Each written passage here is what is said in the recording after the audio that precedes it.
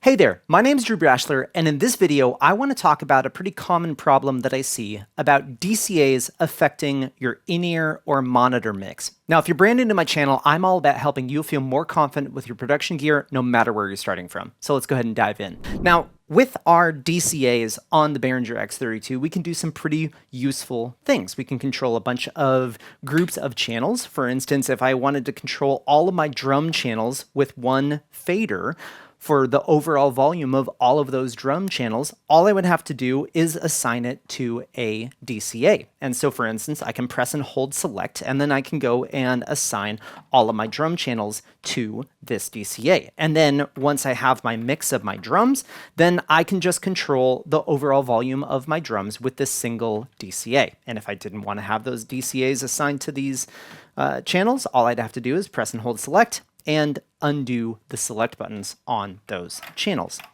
But what happens if you have a DCA that's affecting your in-ear mix? Well, there's a couple different spots that we need to look to see if it's affecting it. So I have this vocal mic, hey, check 1, 2, and I have my monitor bus 1 selected so we can hear this microphone. And if I go over to my vocal DCA and I turn this down, all of a sudden, this mic isn't in my in-ear mix.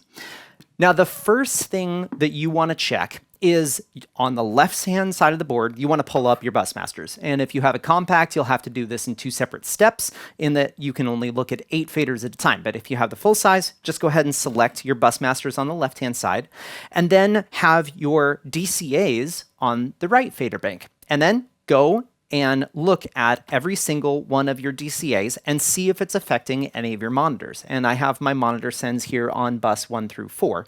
So this is correct, and that's fine, so on and so forth. And you would go through and press and hold select on all of the DCAs to make sure they're not affecting your in-ear mix. And my vocal DCA right here is controlling my bus 1 and my bus 3.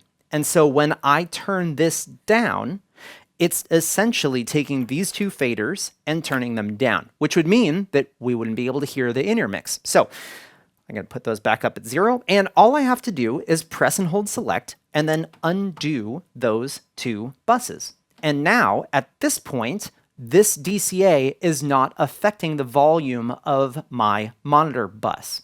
So if we go and check this microphone again, hey, 1, 2, 1, 2, and we turn it down, 1, 2, it's still affecting it. So at this point, we need to go and check a couple of things. The first thing we need to see is if this is adjusting our microphone the way we want it to be. So for instance, if I press and hold select on my DCA, it is affecting my 4 vocal mics, which is what I want. But then the next thing that we need to check is how is this bus send configured on this specific channel? So with our monitor sends, we want to have them set as pre-fader. Now, pre-fader means that it is before this channel fader. So if I turn this volume of this channel fader down, I don't want it affecting the volume for my in-ear mixes or my monitor mixes, because we want the musicians to have a consistent monitor mix and we want to be able to mix our faders. So we want to go and select our channel and go over to our sends. And then right here, we can see all of our mix bus sends associated to this one channel. And again, we want our sends to these monitor mixes to be pre-fader. But as we can see on this vocal 1, I am set to post-fader on mix bus 1 and mix bus 2. Now, if I go to vocal 2, it's set as pre-fader. Now, what's interesting is you can define by channel the way that you want to send this channel to your mix buses, which is super helpful if you are using, say, some crowd mics and you want to have those going directly to your recording or streaming bus and you didn't want to have it on a fader. You could set that to pre-fader, that sort of thing. But in this case, with our monitors, we want to have this set to pre-fader. So all I have to do is go and select this one channel, and then I want to make sure that I am on layer 2, and I want to change this mode to be pre. Once we do this, then this DCA is no longer going to be affecting this. So I'm going to go ahead and solo monitor 1 and go back to my DCA here. And so this mic is working, check 1, 2. And as I lower my vocal DCA, we can hear that it is still working in my monitor bus, which is exactly what we want to have done.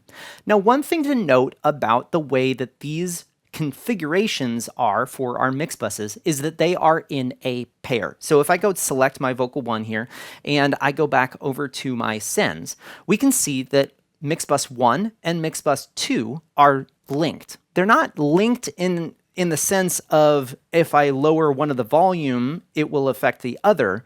It's linked in the way that these channels send to these mix buses. So we can select our input low cut, our pre-EQ, our post-EQ, our pre-fader, and our post-fader. But whatever we select for this channel is going to be the same for both the odd and the even mix bus sent from this channel. Now, one thing to note is that we have this little handy graph right here for selecting our tap point for this. So we can go and select input low cut, which would be after our preamp, our delay, and our low cut. We can do pre-EQ, in which case this would be after the gate. We can do post-EQ, which is after EQ, or we can do pre-fader, which is after compression, or post-fader, which is after the insert and the fader. Now, I hope this video was helpful for you today. If you do happen to have any questions, or there's a video that you're hoping that I would make on the X32 or really any of the production equipment that's out there, please post that comment in the comment section down below, as I'm always reading through those comments to find videos that are going to be helpful for you. If you haven't already, make sure to check out my website at drewbrashler.com. Otherwise, I hope you have a great day.